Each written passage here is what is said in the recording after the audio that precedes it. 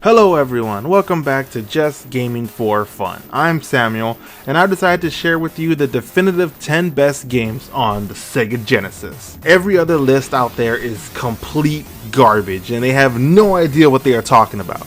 Well, not really. These are just my 10 favorite games on the Genesis. When I watch other people's lists on YouTube, I'm always a little shocked on how some games I love never seem to get any acknowledgements. So that needs to change. So that's why I wanted to make my own top 10 list. And this should go without saying, but I'll say it anyways. There is no need to be upset if your favorite game is not on my list. This is my list, and these are the 10 games I enjoyed playing the most. It doesn't mean I don't like whatever game you think should be here, it just means they are not in my top 10. I like a lot more games on the Genesis than just these 10 games. And in fact, before we get to number 1, I'm going to show you an honorable mention of some other games I enjoy playing. But I do want to know your top 10 favorite Genesis games, so please leave them down in the comments below. This way myself and others can find more games to play. Maybe one of your favorite games will be one of our favorite games in the future. So without further ado, here is my top 10 favorite games on the Sega Genesis / Mega Drive. Starting off my list at number 10 is Streets of Rage 2.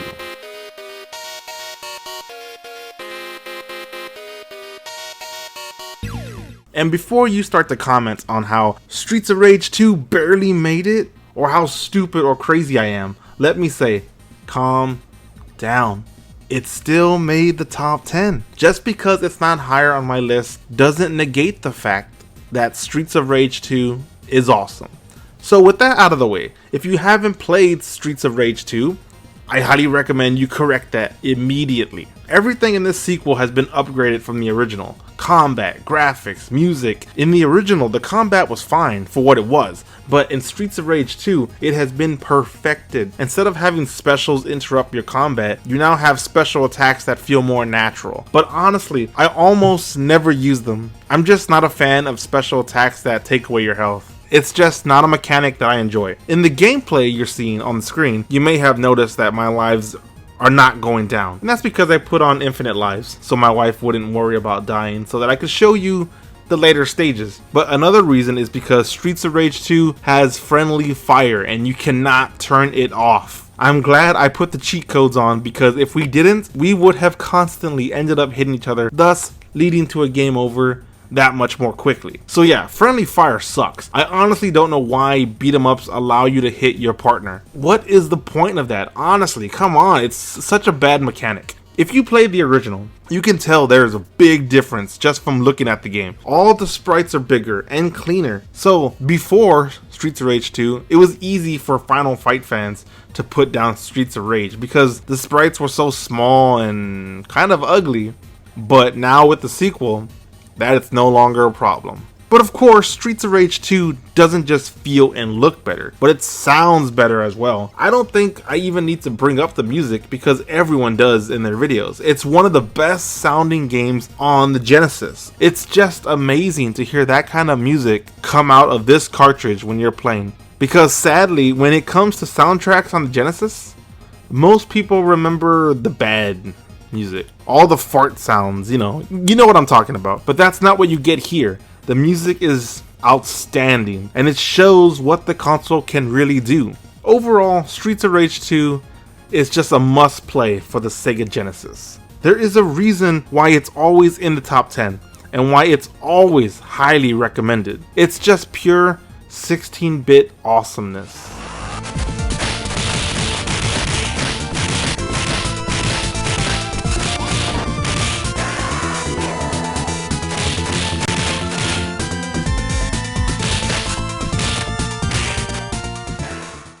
Next up at number 9, we have Teenage Mutant Ninja Turtles, the Hyperstone Heist.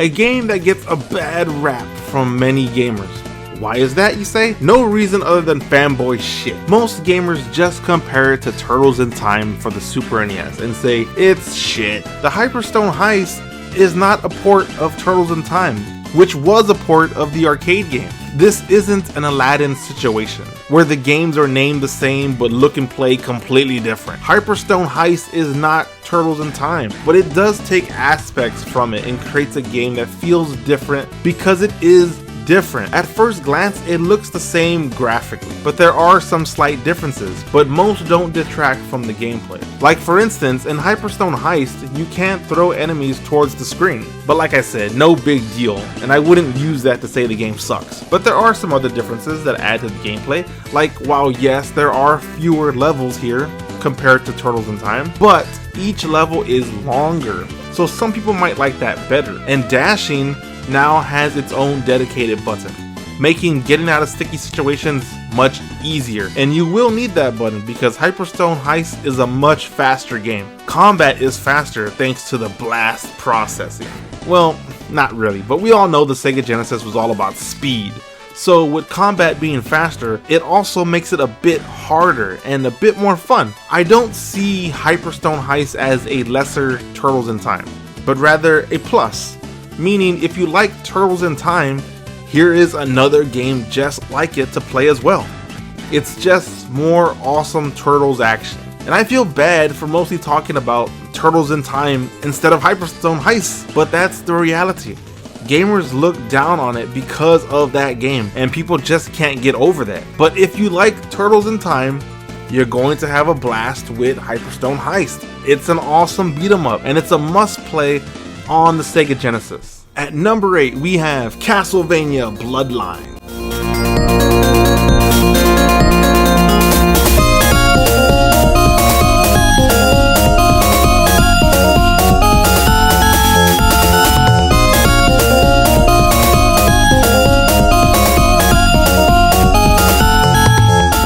The only Castlevania ever released on a Sega platform, and boy, was it a good one.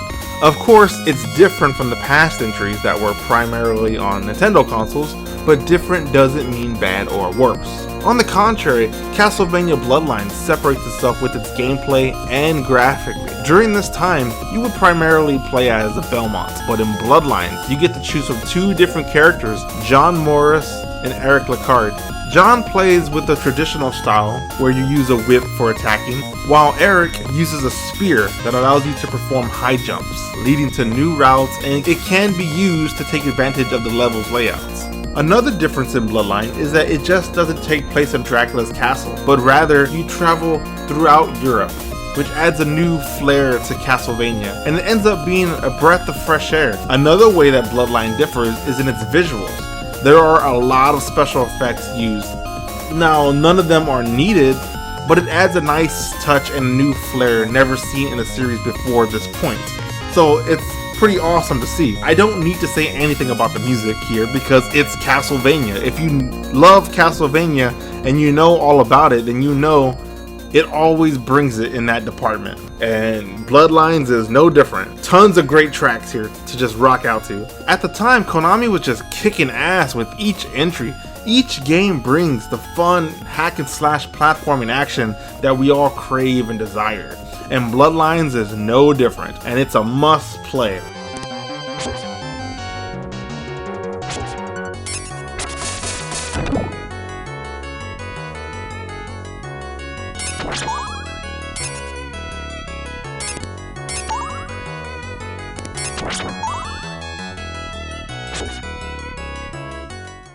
At number 7, we have Sonic the Hedgehog 2.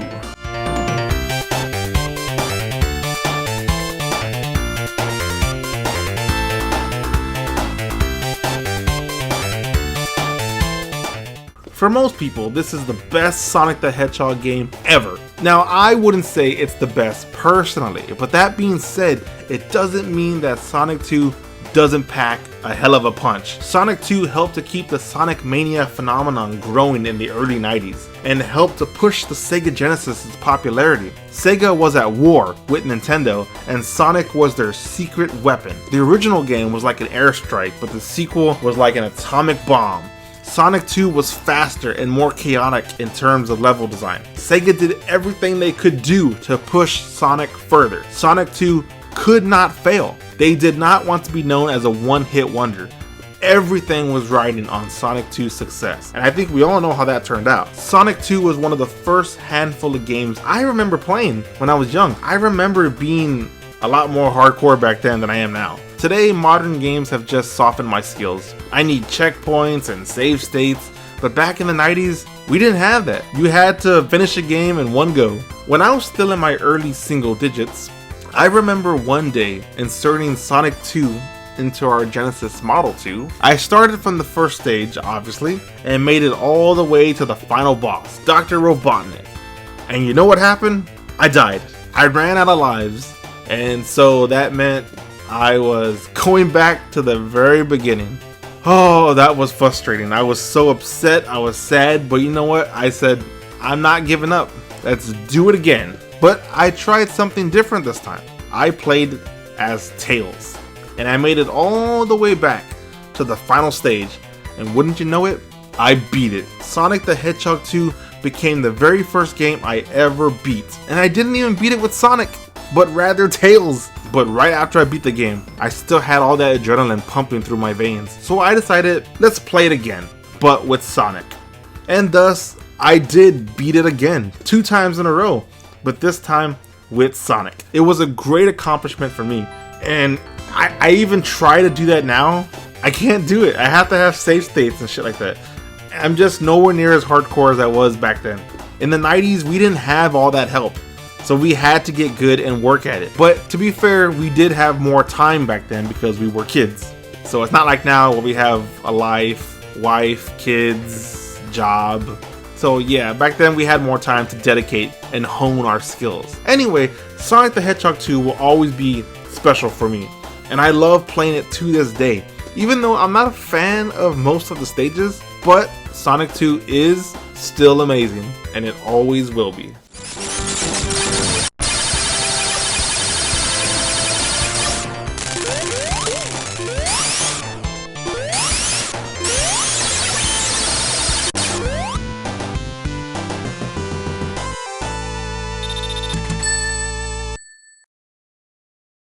For my 6th spot, we have The Adventures of Batman and Robin.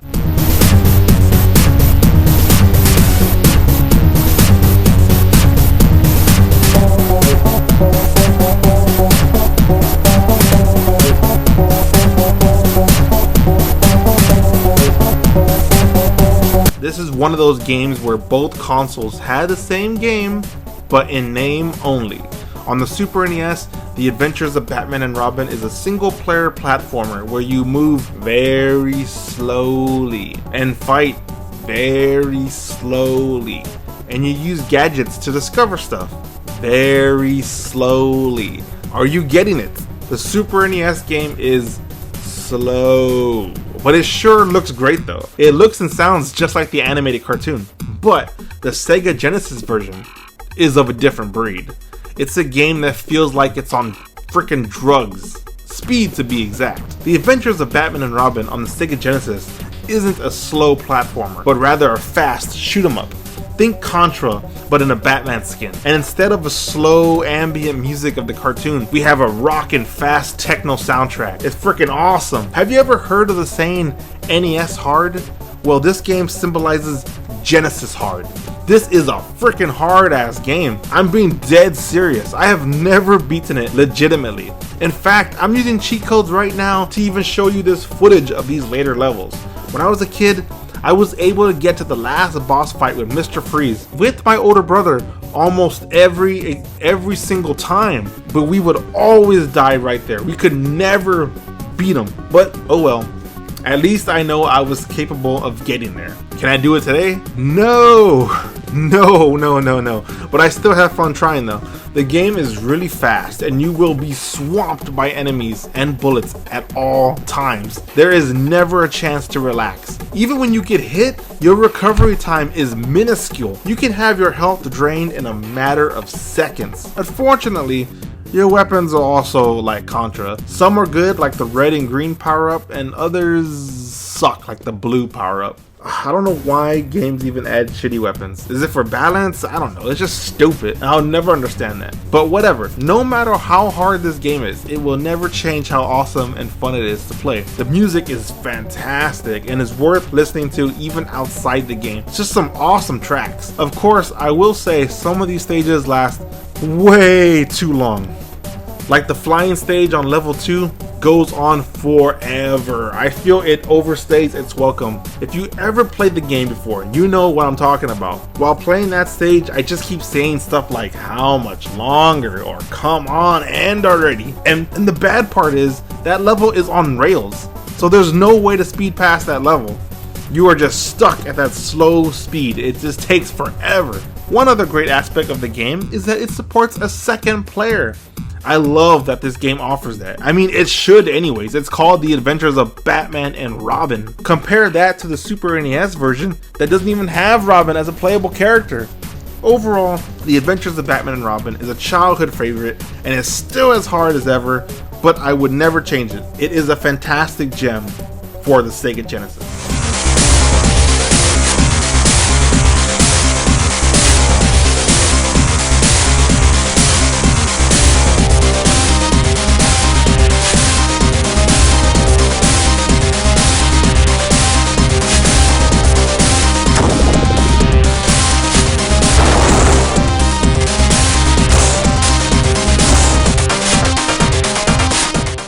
At number 5, we have the killer app that the Genesis needed to take on the Super NES, the original Sonic the Hedgehog.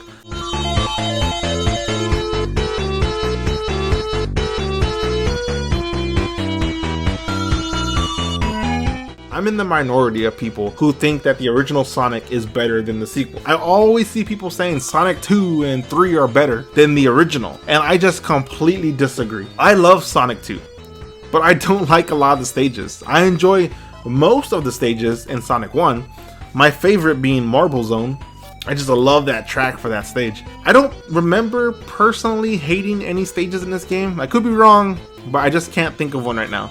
I hate a couple stages in Sonic 2 though, so it makes sense why I would rather play the original. Everything was riding on Sonic the Hedgehog when this game released. If Sonic failed, it's safe to say there might have never been a Saturn or a Dreamcast. Sega was never that popular in the console market. Japan never cared about Sega's hardware except the Saturn. Europe liked Sega with the Master System, but the market was way too small to make a big deal about it. And in North America, Sega was pretty much an unknown at that time.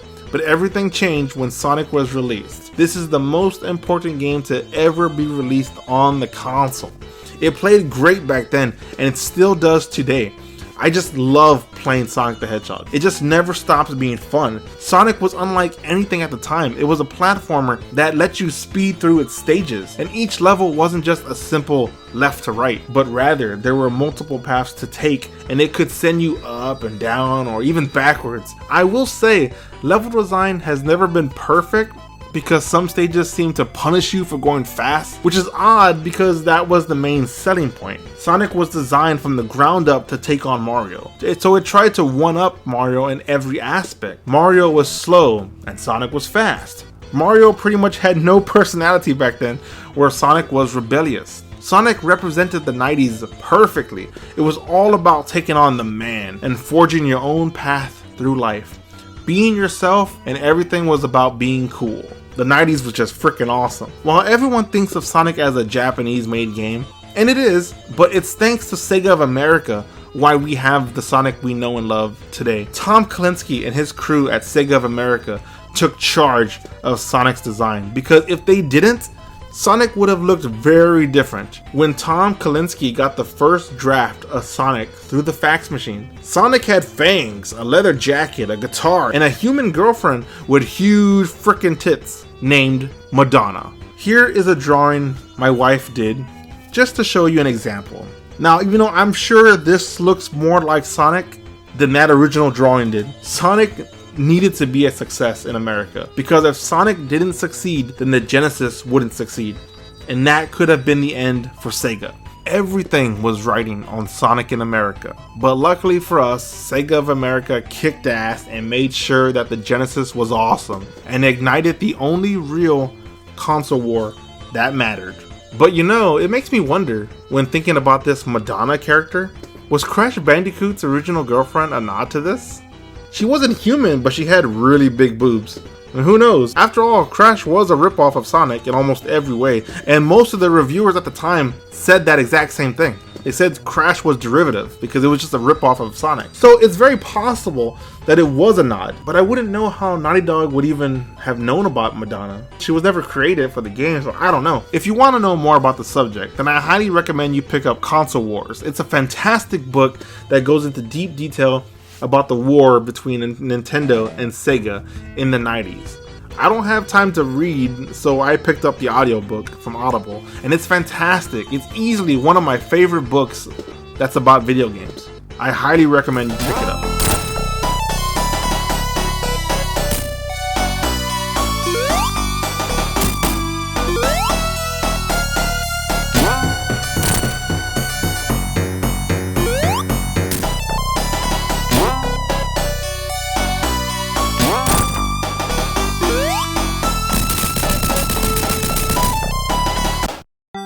At number 4, we have X-Men 2: The Clone Wars.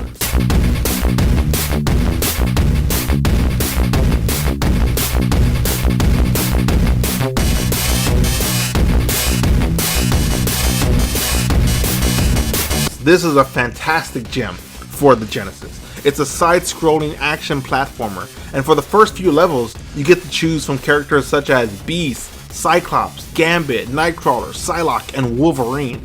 But after the third level, you unlock Magneto and thus becomes a playable character. I would say that's a pretty damn good roster, but for me, there are some noticeable characters missing. Where the hell is Rogue and Storm? I would much prefer them over Beast and Nightcrawler. I'm just surprised they aren't in here because, you know, they are fan favorites. And without them, there's only one female here, and that's Psylocke. So yeah, it's a bit odd. Maybe they couldn't figure out how to make them work, like their powers or, you know, how they would attack feel right. I don't know, but it's weird that they're not in here. One aspect of X-Men 2 that I love is that each character feels truly unique. These aren't just skin swaps. Each character plays different thanks to their powers. Wolverine and Nightcrawler can even climb walls. Plus, the animation is really good, and you can attack in 8 directions, which feels great and allows to help each character feel unique with their powers. It's a pretty beefy game. There are 6 stages, but each stage has multiple levels. It's not a game you're going to beat in 30 minutes, maybe not even an hour. And thanks to the multiple characters, there is a whole lot of replayability here. Most boss fights are a bit too simple and can drag on for a bit too long, but some of these can still offer quite the challenge. One thing I must mention right now is that I love the music here. The first few tracks in this game just kick ass, especially the track when you're rushing to escape the Sentinel plants. Now, I usually play most games by myself, including this game, but it is possible to play X-Men 2: The Clone Wars with a second player, which is awesome because for most games, adding a second player to play with usually doubles the amount of fun, or it could double the amount of frustration, but that's why we have cheat codes. The game is extremely fun, but sometimes later levels can be a bit frustrating, but never to the point where I'm not having a good time. But I'm proud to say I did beat it multiple times back in the day without cheats, so it is possible. But again, time and modern games have really weakened my skills. So overall, X-Men 2: The Clone Wars is awesome, and I still play it a lot to this day. And yeah, it's definitely worth playing, and I'm surprised I don't see it on many people's top 10 lists. I'm always seeing games like Altered Beast, which is pretty much overrated garbage by comparison in terms of everything, including graphics, sound, and gameplay. So I'm proud to give X-Men 2: The Clone Wars some love and a high recommendation.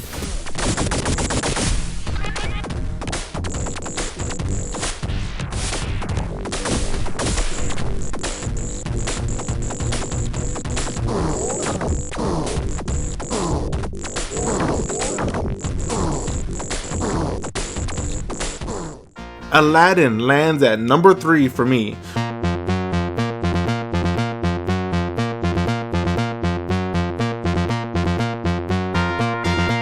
which is a funny coincidence because Aladdin is the third best selling game on the Genesis with 4 million copies sold. It's only behind Sonic 1 and Sonic 2.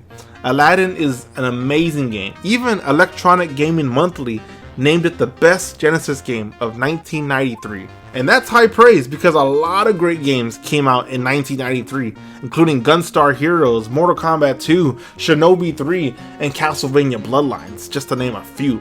But let me explain why I love this game. For starters, this is the definitive Aladdin game for the 16-bit generation. I know some people grew up with the Super NES version, and for those who did, I truly feel sorry for you because Capcom made a very bland game. It's not bad or unplayable by any means, but it just doesn't compare to the Genesis version in every aspect. Graphics, music, gameplay are all superior to the Super NES version, in my opinion. Unlike the Super NES version by Capcom, version games actually had Disney animators hand draw the animation, which is why the graphics look so much like the movie. The animation flows really smoothly thanks to being hand drawn. So graphically, it is superior. That part of it is not an opinion, that's fact. The rest is my opinion, but I think most would agree with it. The gameplay is just much better. While the Super NES version plays like a traditional platformer and plays much more slowly, the Genesis version is much more of a fast action oriented platformer game. Aladdin has 2 forms of attack. He has a range attack that he can use by throwing apples, but he also has a sword which is used for up close combat. Speeding through the game and slashing every enemy that blocks my path is always fun. Of course, I've seen people confused about why he has a sword.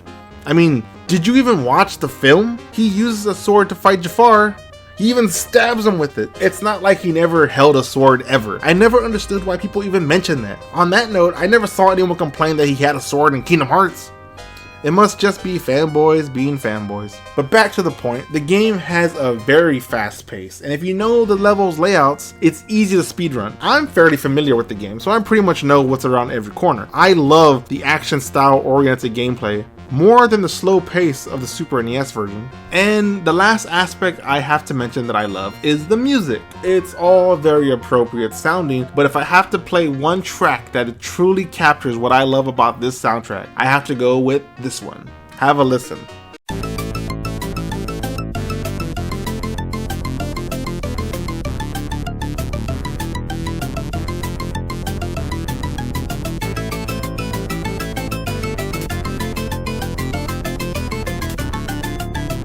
Oh man, I could listen to that tune all day. I freaking love it. So in terms of graphics, gameplay, and music, there is nothing to hate about this game. The only thing I can fault it on is that maybe it's a bit too short. I wish it could have at least maybe 2 or 3 more levels, but I still play this game to this day. I play it at least once every year, so I highly recommend you give it a shot. And it's even easier now because now it was released on the PS4 and the Xbox One and the Switch, so there really is no reason for you not to play Aladdin.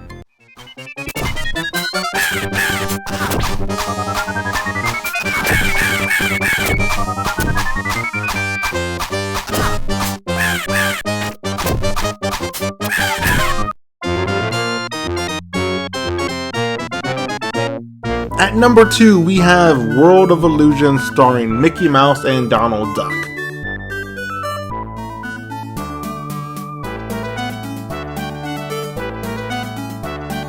Now, I did not own this game back in the 90s, but we sure as hell rented it a couple times, and it left a deep impression on me. For a game that released in 1992, it had a lot of bang for your buck. For starters, you can play solo or co-op with the second player. Now, I usually choose Donald Duck because he is my favorite classic Disney character. But while co-op is awesome, the big feature for me is that World of Illusion has 3 campaigns, which offer a good amount of replayability, which is unusual for 1992. If you play solo as Mickey or Donald, you will play in some of the same stages, but there will be some unique stages to each character. And then when you play in co-op, you will now be able to get into new areas that you couldn't reach in solo mode. So that alone makes World of Illusion awesome. Level design is really good as well, but not so much in platforming layout, which isn't bad, but rather I'm talking about in terms of art. Each stage feels and looks different, and with each stage, the enemies, artwork, music, has influences from Disney movies such as The Sword in the Stone, The Little Mermaid, and Alice in Wonderland. The gameplay is on the slow side, which is unusual for a Genesis game, but I have no problems with it for this one. But I will say this game is very easy, so older gamers might not find the fun in this game unless you played it back in the day. But it's a perfect game for younger gamers who are just getting their feet wet. But yeah, the challenge level isn't very high here, but I still love it though. Sure, it may not be on most people's top 10 or even this high, but I can't help it. I love World of Illusion, so I'd recommend it anytime.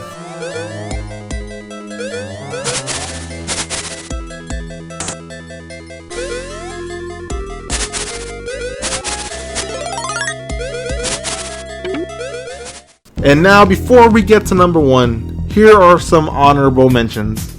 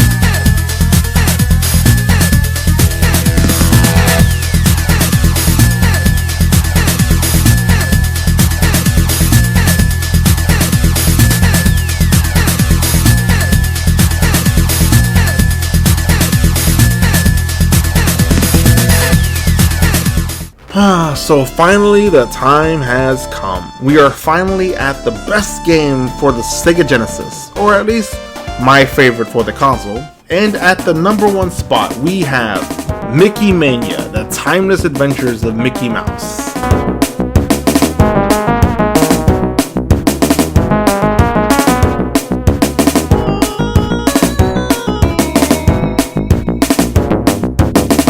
Yes, I know, shocker, right? And it's surprising to me that the top 3 games are Disney games, especially coming from someone like me who freaking hates modern Disney with a passion. Everything they touch now sucks, and I'm proud to say they haven't received a penny from me for many years. I don't support anything that Disney comes out with, but I digress. Back then, I loved Disney, like any kid would.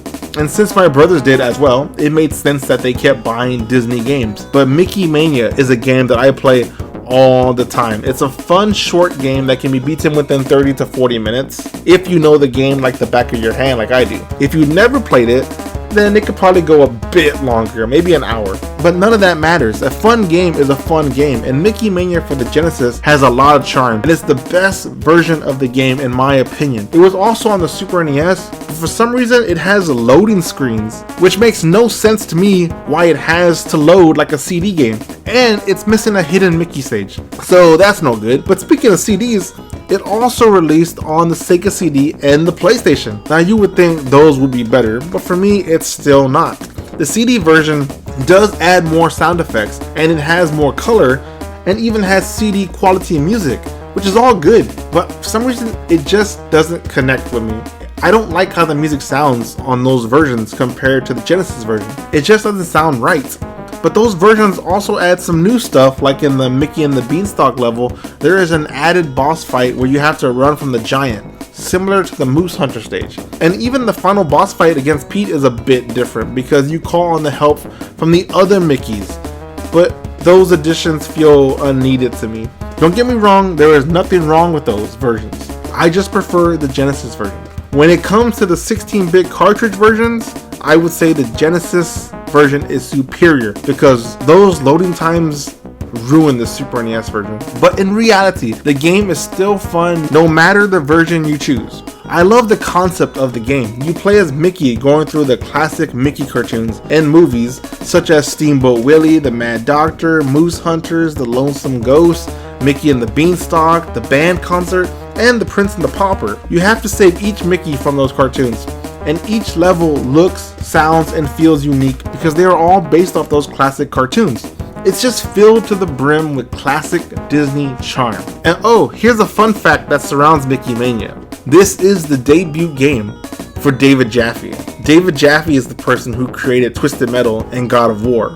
So you have Kratos, Sweet Tooth, and Mickey Mouse. It's just funny to think someone who made games that contain lots of horror, action, sex, and gore started off with the Mickey Mouse platformer.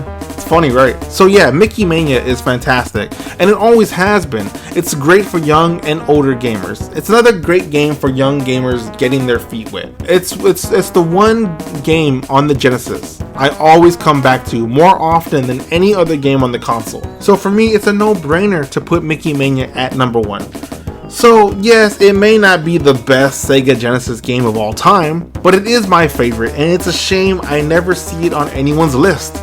It just needs more love. So I'm proud to share my love for the game with others. It brings me back to a time where Disney wasn't a despicable company. But anyways, that is my top 10 favorite / best games for the Sega Genesis, in my opinion. Let me know if you played any of these games. Also, let me know what you think of my list. Again, I'm sorry if some of your favorite games didn't make my list. And if it didn't, please share your top 10 in the comments. Like I said earlier, I'm very interested to know what your favorite games are on the Genesis.